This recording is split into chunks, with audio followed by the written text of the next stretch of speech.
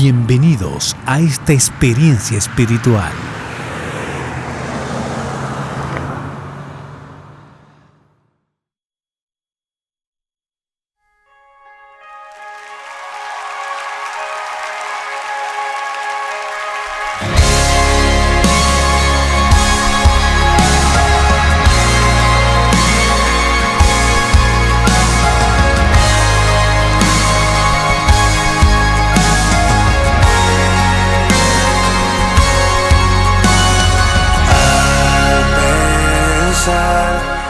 Lo que has hecho en mí, cuán profundo tú me amaste, sin dudar me escogiste a mí por mi nombre, me llamaste.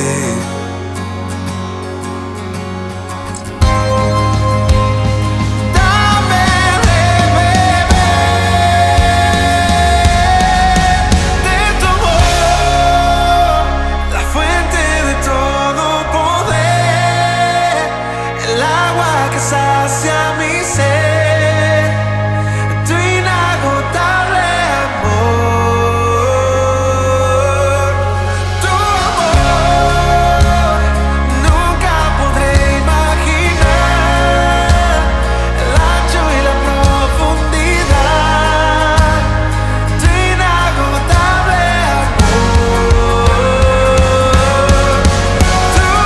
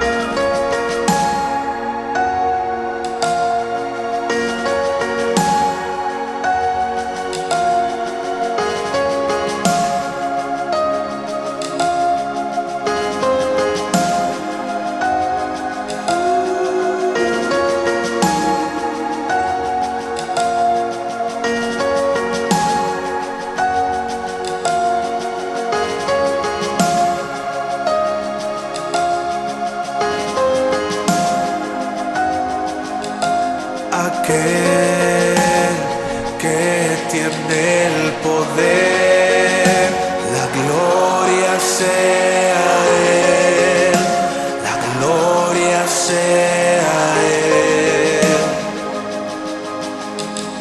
Aquel que tiene el poder, la gloria sea Él, la gloria sea Él.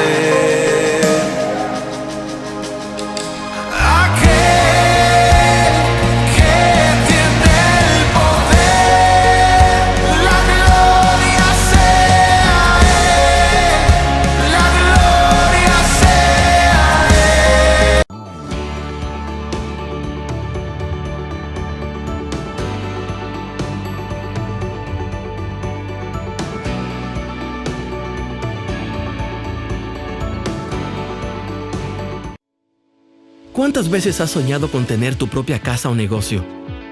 ¿Ver a tus hijos graduarse o simplemente acomodarte y mejorar tu calidad de vida? Sabemos que lo sueñas y que trabajas en eso, pero siempre hay algo que te descuadra. Lograr tus aspiraciones puede ser más fácil si no estás solo. Vamos a juntar esos pesos. En Copaspire te apoyamos para que el dinero que tienes y el que te falta sea útil y productivo. Hazte socio. Copaspire, creciendo juntos.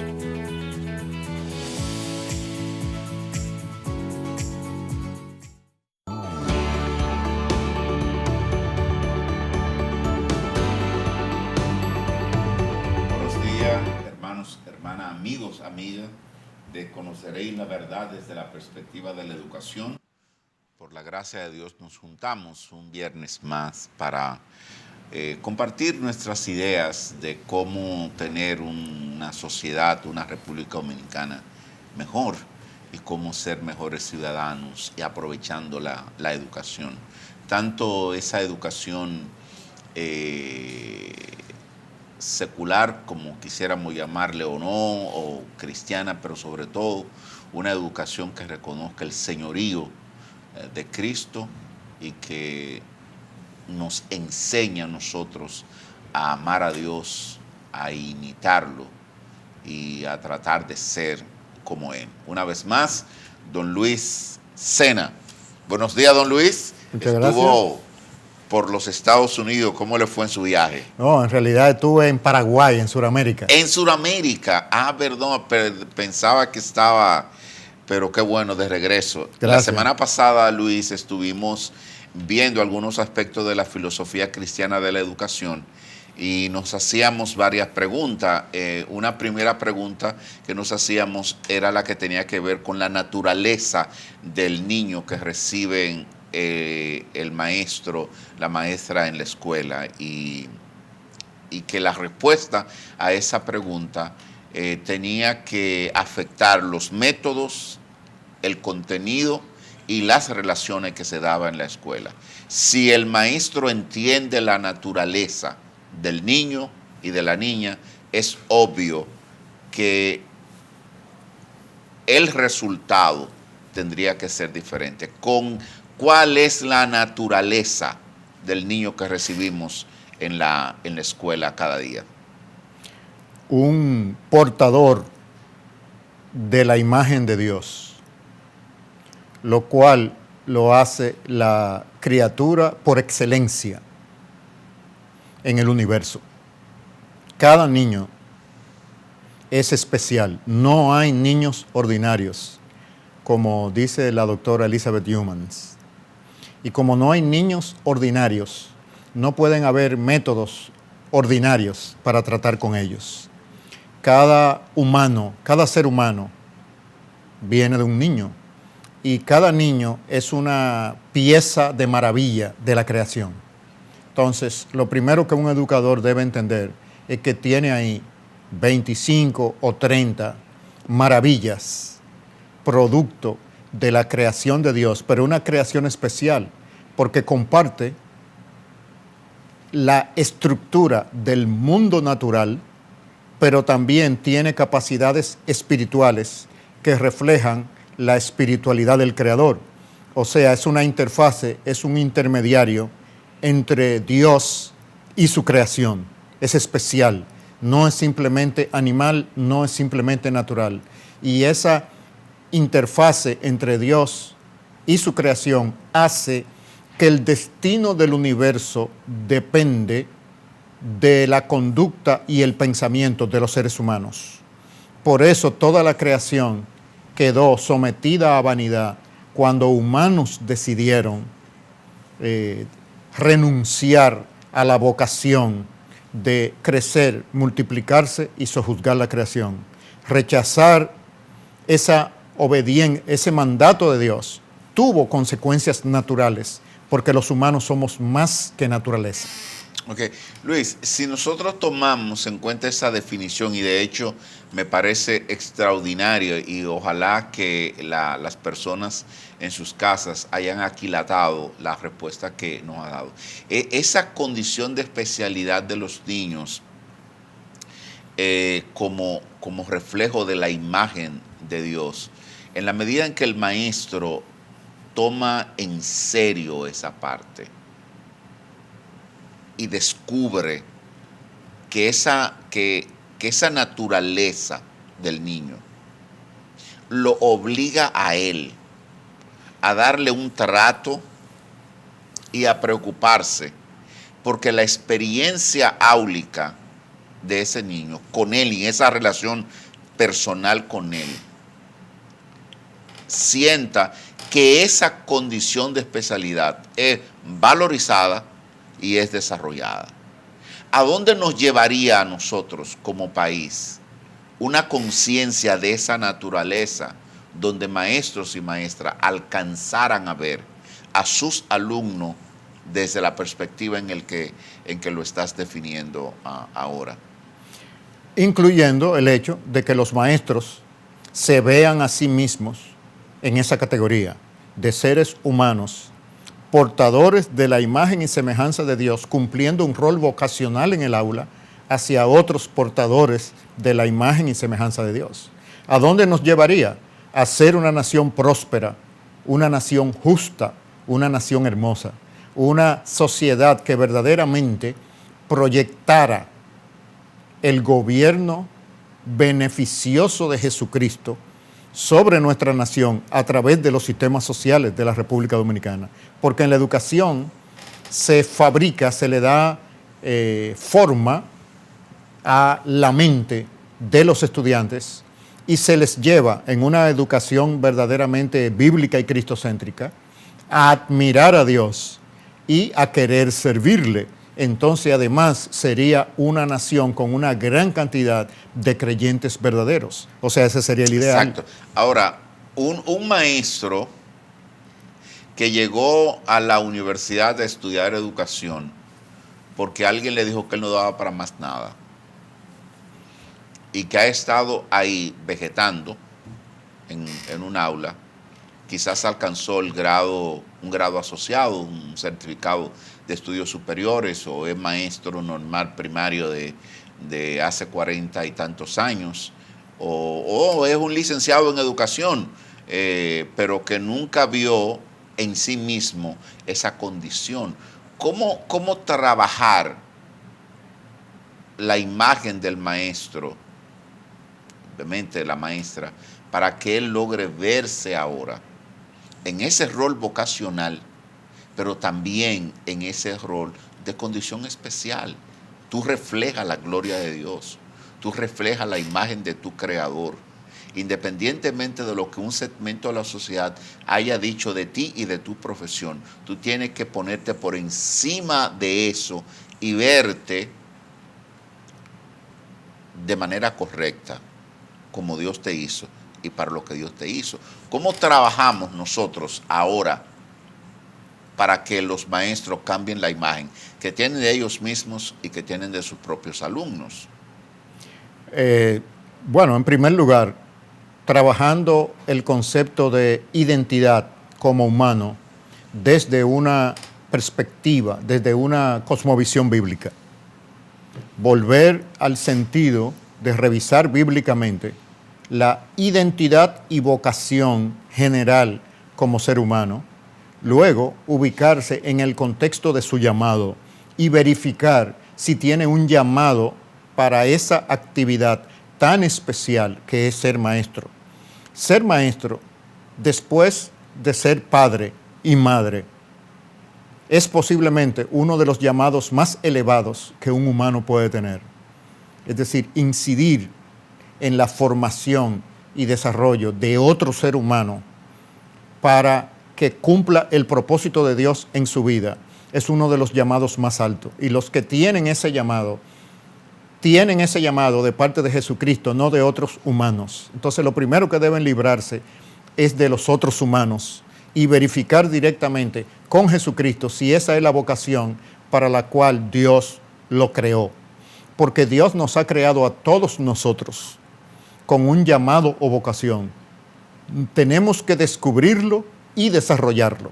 Entonces, si el llamado está, entonces esa persona tiene que saber que su trabajo, su contribución en el aula no la hace para los estudiantes, no la hace para el director de la escuela, no la hace para el Ministerio de Educación, lo hace para Jesucristo. Y ese es su director vocacional, Jesucristo. Y por lo tanto hará su contribución como si el Señor Jesucristo estuviera sentado en uno de los asientos del aula cada vez que va a impartir la clase.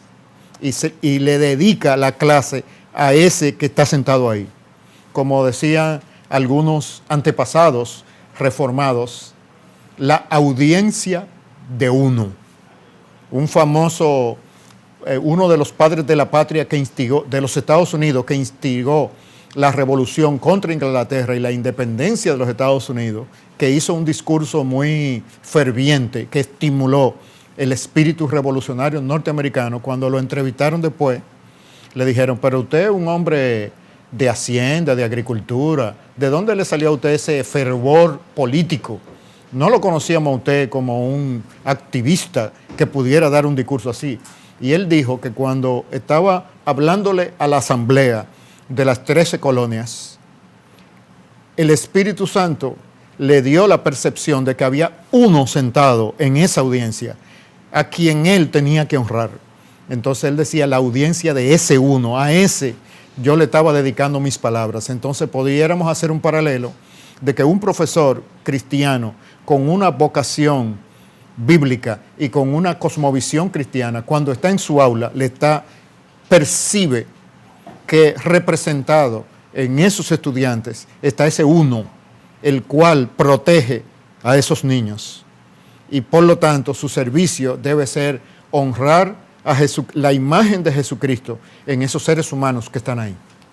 Luis, la semana pasada intentaba compartir, o compartí más bien, con los espectadores, el capítulo 3 de Génesis, la caída. Y reparábamos que Dios le había dicho a la altura del capítulo 2 de Génesis, le había dado ordenanza. Si comes de este, puedes comer de todos los árboles del huerto. Si comes de este de manera particular, tú vas a morir. Y vimos que la historia narra claramente, el hombre y la mujer comieron del árbol, pero no murieron físicamente. De donde teológicamente se ha establecido que la primera muerte que se dio ahí fue una muerte de tipo espiritual. El hombre y la mujer rompieron de manera voluntaria su relación con Dios y ya no la tenían como la tenían al principio. Así que Dios hace su visita al huerto como de costumbre lo hacía, y el hombre y la mujer oyen que Dios anda por ahí y ellos deciden esconderse. Y dicen, tuve miedo y me escondí. Y reparaba que teníamos una muerte espiritual y que el temor y el esconderse representan una muerte de carácter emocional, de carácter psicológica. Y cuando Dios inquiere sobre las razones de por qué se habían escondido y cómo supieron que estaban desnudos, Dios llega a la conclusión, entonces comieron del árbol que yo les dije que no comieran. Y en ese momento Adán toma la delantera y dice, la mujer que tú me diste. Una mujer a la que él le había dicho cuando la trajeron delante de él, esta es carne de mi carne, huesos de mi hueso, yo le voy a llamar varona. Pero ahora, en medio de la situación crítica delante del Creador, él termina haciendo una acusación a la mujer de que ella fue la que lo instigó a comer. Y de hecho, de manera solapada, le hace saber, la mujer que tú me diste. En pocas palabras, ella y tú que me la trajeron son los responsables de la situación en la que yo me encuentro. Y yo decía, y ahí vimos nacer una muerte sociológica, un rompimiento de manera horizontal. Una pareja que estaba llamada a estar unida en las buenas y en las malas, y por eso el verso 24 del capítulo 2 dice que dejará el hombre a su padre, a su madre, se unirá a su mujer y se convertirán en una sola carne. Estamos hablando de dejar, estamos hablando de unirse y estamos hablando de fundirse. Lo que debían estar fundidos en un solo ser, ahora en medio de la crisis hay una ruptura. Tenemos una muerte espiritual, tenemos una muerte psicológica, hay un rompimiento en la naturaleza emocional del ser humano a partir de la caída. Ahora hay una muerte sociológica, el hombre está separado de Dios y Dios establece que a partir de ese momento la relación entre el hombre y la naturaleza van a ser tirante. Es decir, todo el problema ecológico que nosotros estamos viendo, hay una tierra, una naturaleza que está dando caldos y espinos cuando debía dar fruto comestible para que la vida del ser humano fuera llevadera.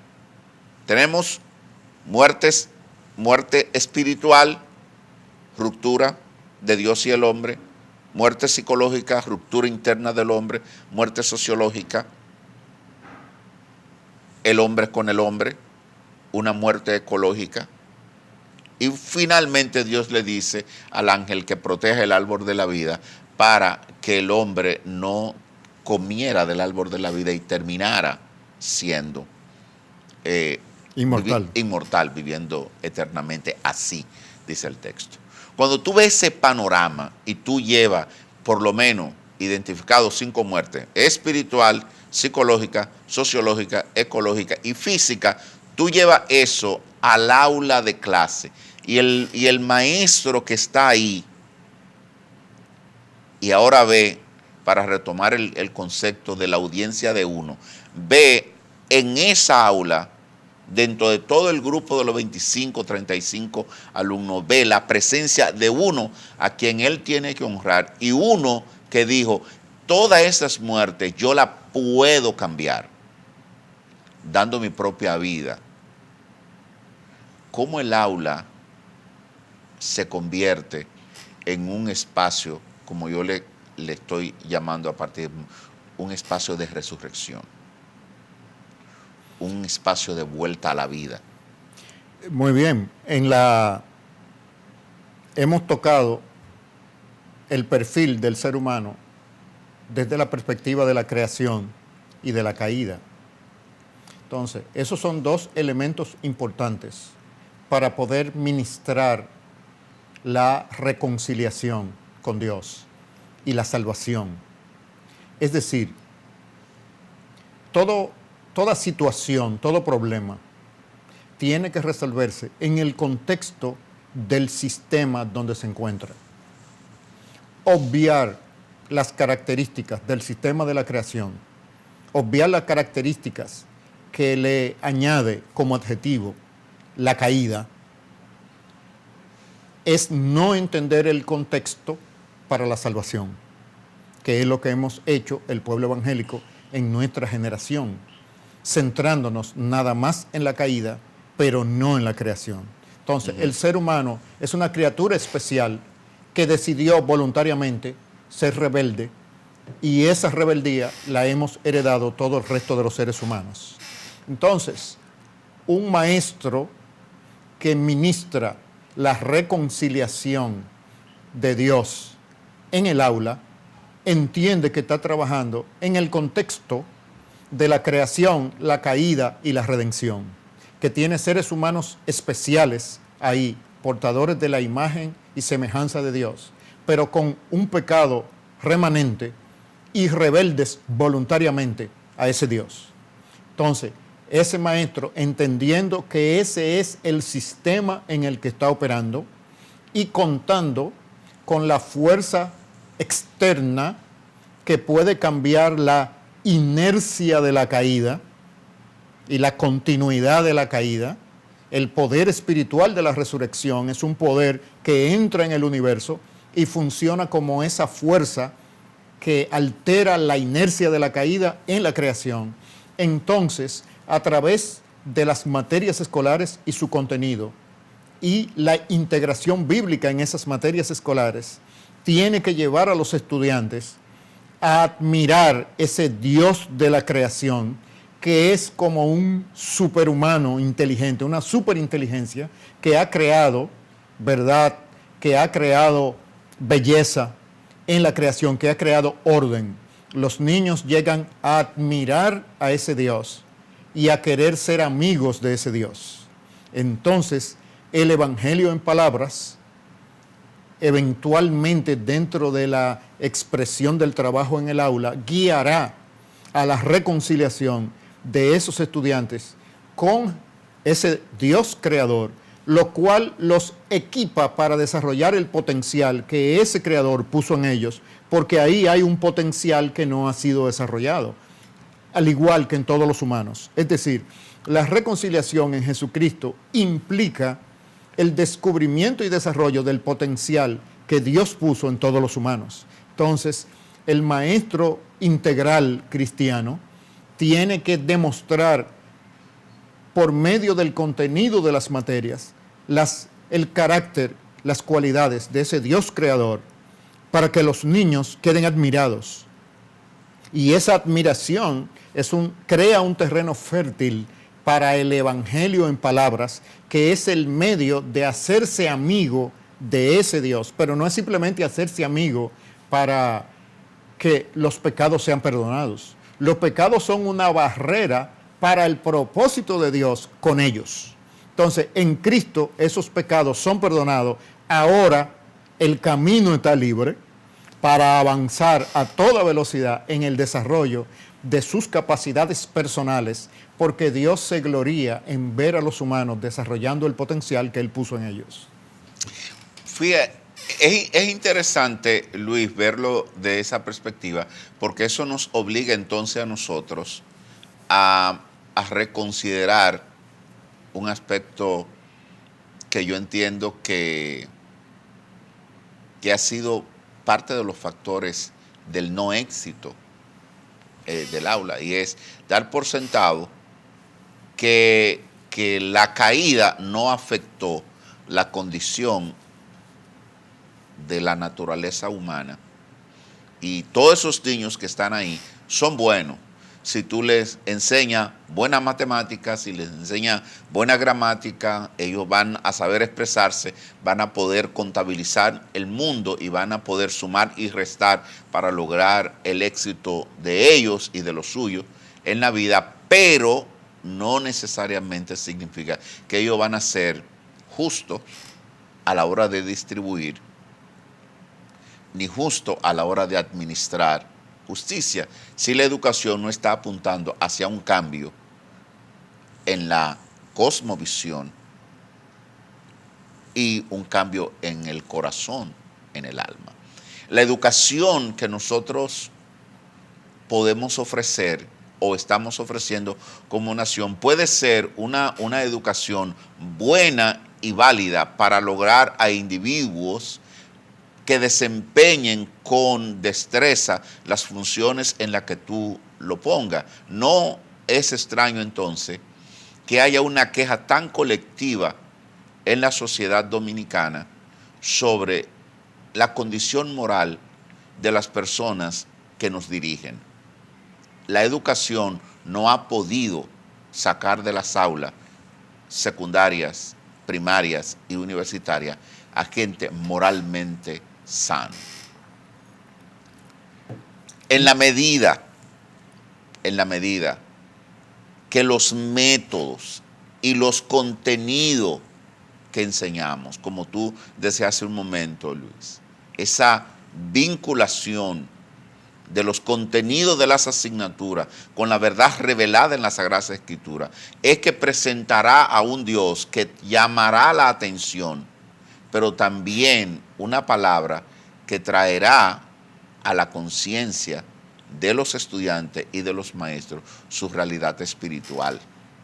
Sí, porque sin esa realidad espiritual es imposible realizar esa transformación.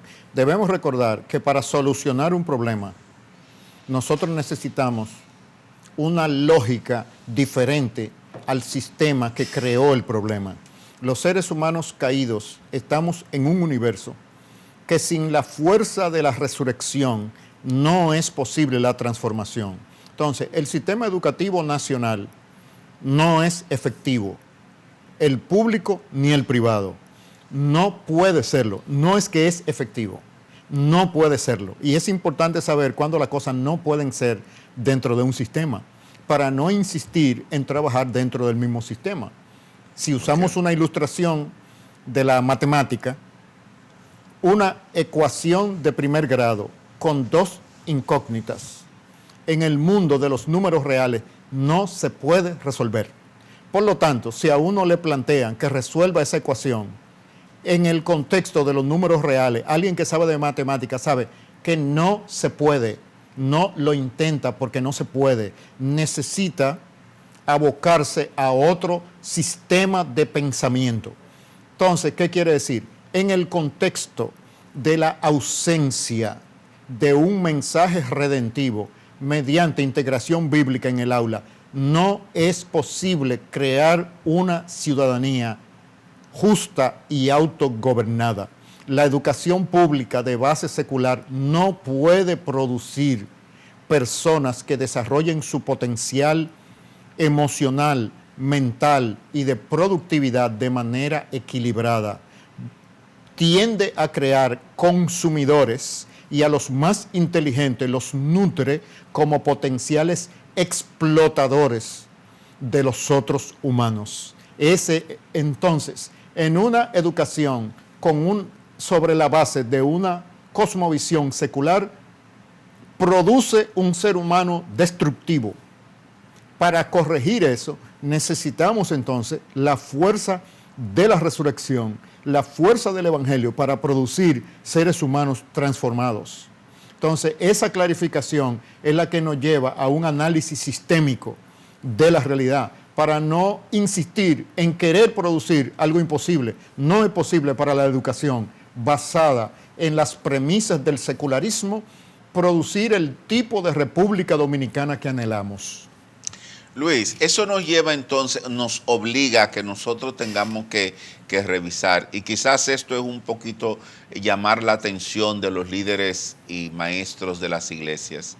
De lo que estamos hablando con el cristianismo es una propuesta de transformación social que incluye la salvación. Y hasta que no seamos capaces de entender que el evangelio, que el cristianismo, revelado en las Sagradas Escrituras y en la persona de Cristo, tiene como objeto principal el establecimiento del reino de Cristo.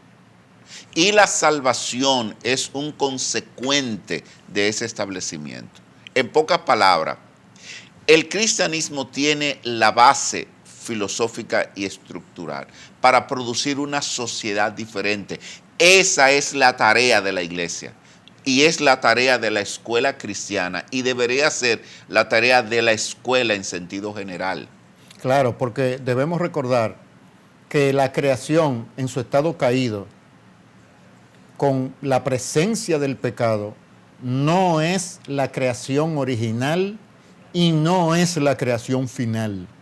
Es una condición temporal de la creación. Los propósitos de Dios llevan a la consumación de su reino, que recupera los propósitos originales de los humanos en relación a Dios, que fueron establecidos en el huerto del Edén, en la creación. Entonces, se pudiera resumir la perspectiva bíblica del universo en creación y consumación, porque la caída no es más que la rebeldía de las criaturas tratando de entorpecer el desarrollo de esa buena creación que será la creación final. Entonces, a través de la historia humana, Dios lo que está es reclutando personas que quieran vivir en esa sociedad perfecta, de plena comunión entre las criaturas y su creador.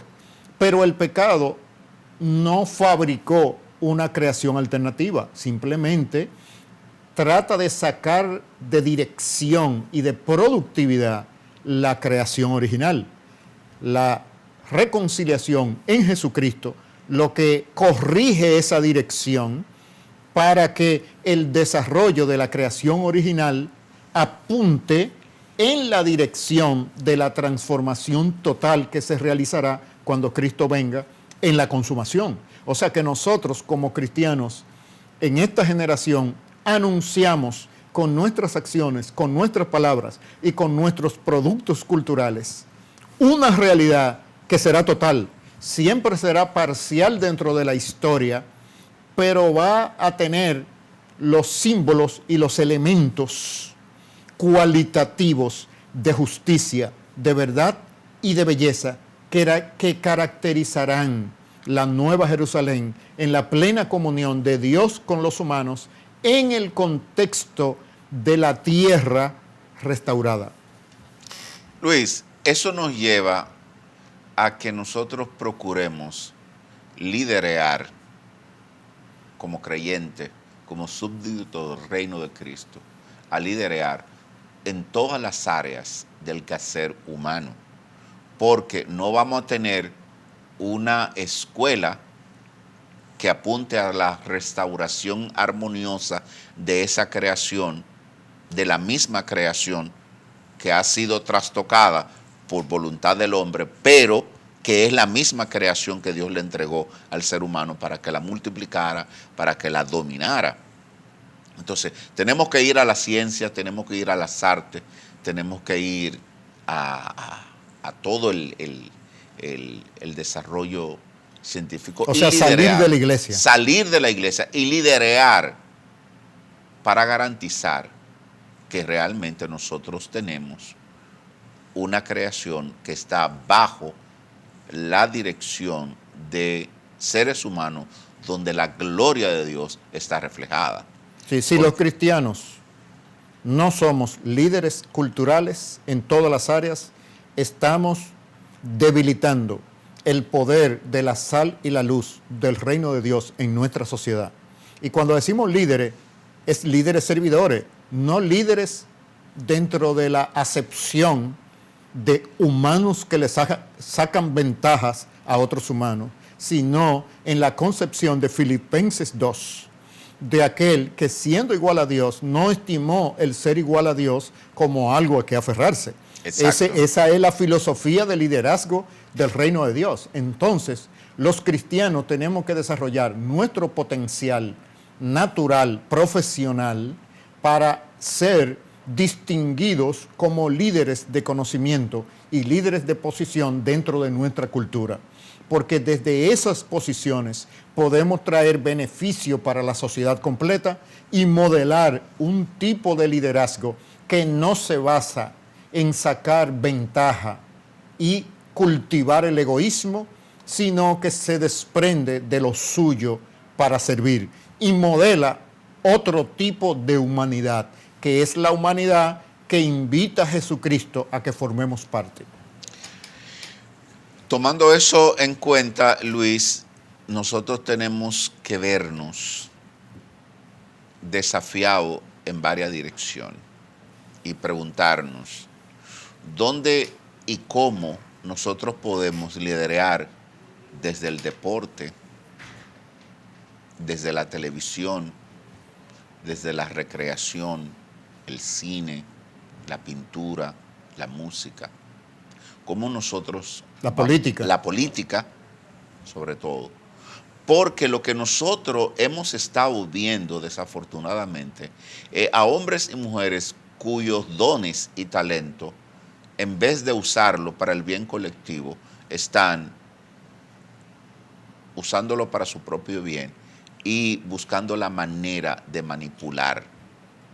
Yo creo que la República Dominicana es abusada cuando los que más entendidos son, sabiendo de su baja formación, la manipulan usando expresiones y mintiendo descaradamente sobre aspectos que le benefician a ellos, pero que dañan a la nación.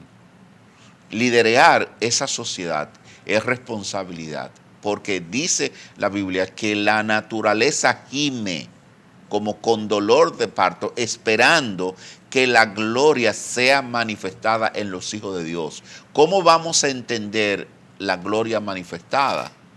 A menos que no sea la forma de pensar del cristianismo revelado en la actuación de la gente que dirige y que está haciendo las cosas. ¿Cómo vamos a entender la gloria de Dios reflejada en los hijos de Dios, que no sea en hombres y mujeres responsables en la calle haciendo su tarea de ciudadanos correctos? Es decir, hay otra alternativa. Yo creo que nosotros tenemos que tomar la conciencia de que hay que salir de las cuatro paredes de la iglesia y asumir el rol que nos toca a nosotros en la sociedad, o de lo contrario vamos a estar programa tras programa quejándonos de no ver el producto que la educación debe reflejar. Eso me lleva, Luis, a formularle la pregunta. ¿Vamos a ser efectivos algún día con la educación? Claro, porque ya históricamente eso ha pasado. Si ha pasado en otras latitudes y en otros tiempos de la humanidad, ¿por qué no puede pasar en la de nosotros? ¿Somos nosotros más brutos y más feos que ellos? Claro que no. Ellos eran tan brutos y tan feos como nosotros, por lo menos iguales. Debemos recordar que las naciones europeas, la civilización de Occidente y Norteamérica, en los momentos en que se escribe el Nuevo Testamento, eran bárbaros, come gente, místicos, animistas. El cristianismo civilizó a la civilización de Occidente y luego con la Reforma pule esa civilización para llevarla a sus más altos niveles.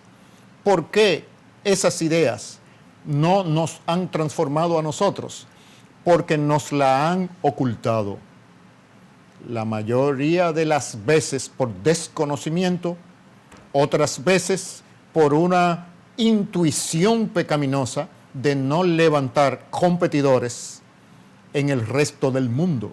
Pero las ideas transformadoras que crearon la civilización de Occidente y que la desarrollaron después de la Reforma a sus más altos niveles, están disponibles como un regalo de Dios para que nuestras naciones alcancen aún niveles superiores.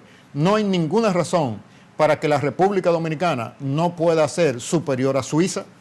No hay ninguna razón humana. Simplemente que los dominicanos desarrollemos el potencial de la gloria de Dios de la República Dominicana. Hay una gloria de Dios en Suiza y hay una gloria de Dios para la República Dominicana, y las dos son diferentes y serán parte de los regalos que llevaremos los creyentes para las bodas del Cordero, para ofrecerle al novio. Ese es el producto del proyecto civilizador humano. Pero en términos de desempeño en el manejo de la creación, no hay ninguna limitación para que República Dominicana no supere a Holanda o supere a Suiza. La única diferencia es la plataforma de ideas que formen la base de las instituciones de esas sociedades. Y ya tenemos la experiencia de ellos para saber qué imitar y qué evitar. Por lo tanto, nosotros podemos ser mejores. Luis, eso me surge ahora como un ejemplo. La República Dominicana ha estado quizás en los últimos 20 años en posición privilegiada en cuanto al voleibol femenino se refiere. Y para mí es uno de los mejores ejemplos. Es decir, alrededor del voleibol femenino se creó una estructura de largo plazo, no los proyectos inmediatistas de que hay que ir a competir y hacemos un 21. No. Hay una estructuración, una escuela de formación de relevo. Durante mucho tiempo hemos estado oyendo las reinas del Caribe, pero no es el mismo equipo. Ese equipo puede cambiar de rostro, quizá cada 5 años, quizá las más viejas en la selección pudieran tener 7 u 8 años. Pero la verdad es que ha habido un relevo, porque ha habido una estructuración. Yo digo, es parte de lo que nosotros llevamos ante la gloria de Dios. Tenemos una selección de voleibol que está dentro de las 10 mejores del mundo. Un país pequeño, es decir, que no estaba acostumbrado a estar en el medallero mundial en nada. En voleibol femenino nosotros tenemos ese modelo usado. Cuando tú hablas de traerle a las bodas del Cordero la riqueza de las naciones, yo pienso que el voleibol femenino, que el béisbol debería ser en la República Dominicana, aparte de lo que nosotros llevemos. Tenemos peloteros muy buenos en Grandes Ligas, pero no hemos podido estructurar un equipo que se sitúe en el mundo, a pesar de que tuvimos una victoria en el 2013 en el Clásico de Béisbol, pero se supone que la República Dominicana tiene el recurso humano. De la misma manera en que nosotros hemos podido hacer diferencia, nosotros podemos hacer diferencia en otros aspectos.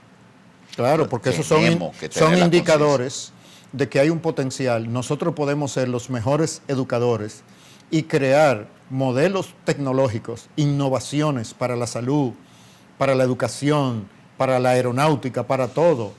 Porque la clave está en los principios de sabiduría del reino de Dios y han sido socializados gratis en las Escrituras. Es aplicando esa sabiduría que nosotros podemos desarrollarnos como cualquier otra nación desarrollada del mundo, porque ninguna nación en el mundo que nosotros conocemos y en la historia humana se ha desarrollado a su más alto nivel sin la influencia de la verdad del cristianismo. El desarrollo que el mundo del siglo XXI conoce es un producto de las enseñanzas de Jesucristo aplicadas.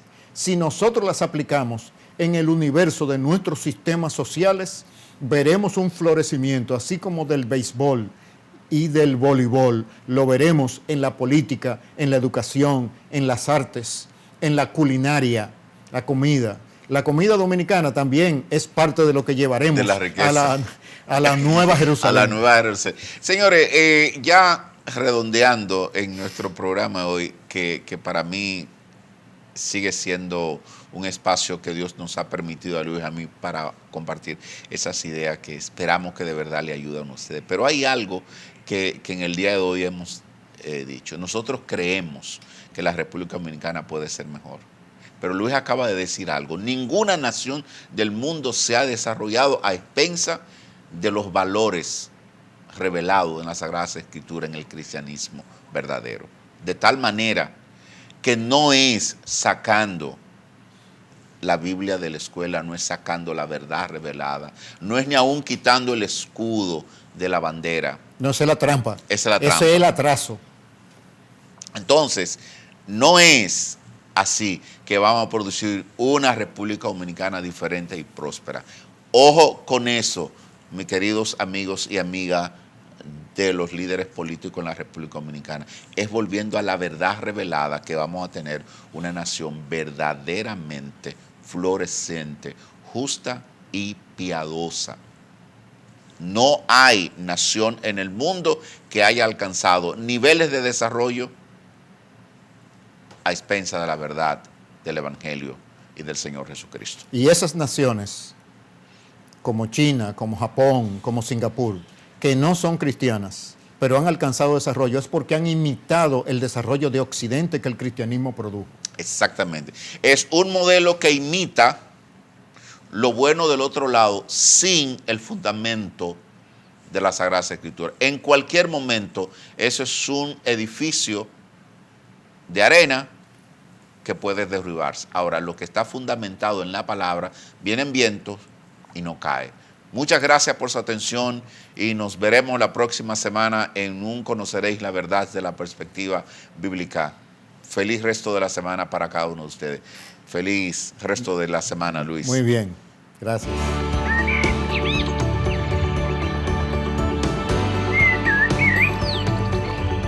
Hemos llegado al final del programa y conoceréis la verdad. Que su vida haya sido bendecida en este día.